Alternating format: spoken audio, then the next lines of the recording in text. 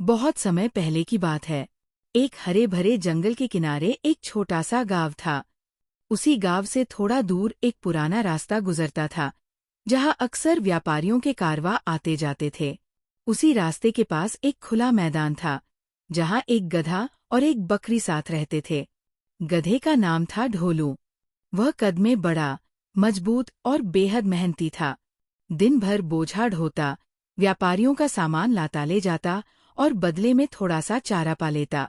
ढोलू सीधा सादा था, लेकिन उसे एक गलतफहमी थी। उसे लगता था कि जो ज्यादा बोलता है वही समझदार होता है। वही बकरी का नाम था चंपा। चंपा दिखने में साधारण थी, पतली सी, हल्के भूरे रंग की, लेकिन उसकी आंखों में अजीब सी चमक थी। वह ज्यादा बोलती नहीं थी, मगर जो भी बोलती, सोच समझकर बोलती। वो जंगल, इंसान और जानवर सबको ध्यान से देखती और सीखती रहती थी। ढोलू को चंपा की ये चुप्पी बिल्कुल पसंद नहीं थी।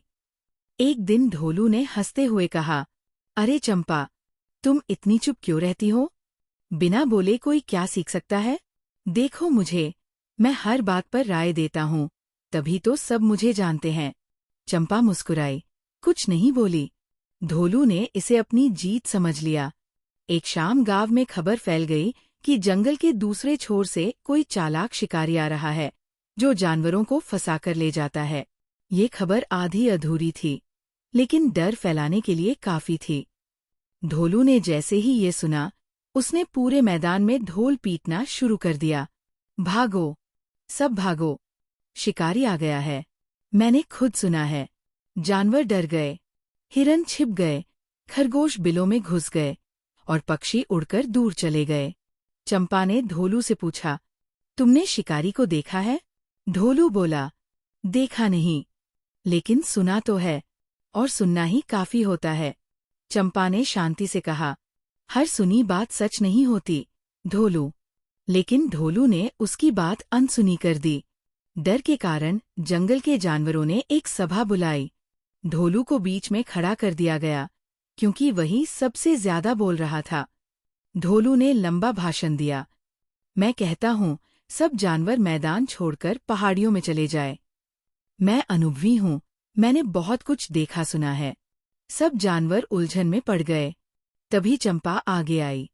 उसने सिर्फ इतना कहा, क्या हमने किसी को गायब होते देखा है? क्या कोई जाल मिला है? सब चुप हो गए। किसी के पास जवाब नहीं था। एक बूढ़ा कछुआ बोला, बकरी सही कह रही है, डर से पहले जांच जरूरी है। ढोलू को गुस्सा आ गया, अरे, ये छोटी सी बकरी हमें क्या सिखाएगी? उस रात चंपा चुपचाप जंगल की ओर गई। उसने पैरों के निशान देखे, जमीन को सूंघा और दूर से आवाजें सुनी। थोड़ी देर बाद वह लौट आई। सुबह होते ही उसने सभा में कहा, कोई शिकारी नहीं है। कुछ लकड़हारे आए थे, जो कल ही लौट गए। सब जानवरों ने राहत की सांस ली। ढोलू की आंखें झुक गईं। ढोलू को पहली बार एहसास हुआ कि ज्यादा बोलना बुद्धि नहीं और चुप रहकर सोचना कमजोरी नहीं होता। वह चंपा के पास गया और बोला, मैं बोझ तो उठाता हूँ, लेकिन लगता है दिमाग पर बोझ ज्यादा रख लिया है। चंपा हंसी और बोली, बुद्धि हल्की होनी चाहिए, ढोलू, तभी सही जगह काम आती है। उस दिन के बाद ढोलू बदला। वह पहले सुनता, फिर बोलता, पहले देखता, फिर राय देता। और चंपा, वह हमेशा की तरह शांत रही, क्योंकि उसे पता था कि सच्ची समझ को शोर की जरूरत नहीं होती।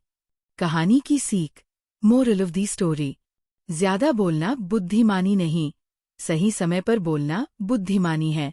अफवाहें डर पैदा करती हैं, जांच सच लाती है। जो चुप रहकर सोचता है, वही सही दिशा दिखाता है।